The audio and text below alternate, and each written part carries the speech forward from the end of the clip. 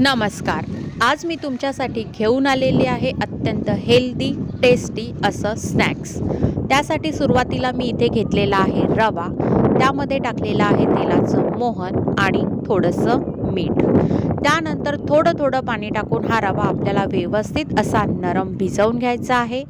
हा भिजलेला रवा 15 ते 20 मिनिटाकरिता मुरायला आपण बाजूला ठेवून देऊया. आता तयार करून घेऊया आपलं नवीन सारण.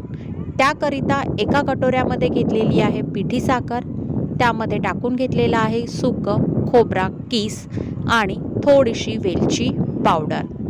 आता हे सारण व्यवस्थित मिक्स करून घेऊया. 15 मिनटं झाल्यानंतर आता घेऊया मुरलेला रवा. आता हा मुरलेला रवा हाताने व्यवस्थित असा थोडासा मळून घेऊया.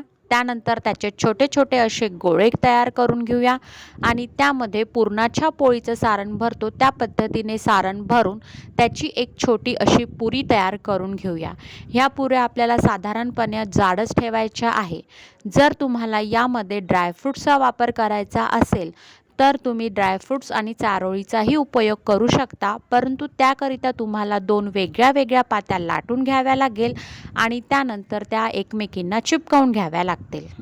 त्यानंतर तेलामध्ये ह्या पुऱ्या अशा तळून घेऊया. इथे आपली पुरी छान अशी टम्म फुगलेली आहे आणि इथे अशा पद्धतीने आपली साटोळी तयार झालेली आहे. तर ती खाण्याकरिता एका प्लेटमध्ये आपण घेतलेली आहे टम्म फुगलेली साटोळी.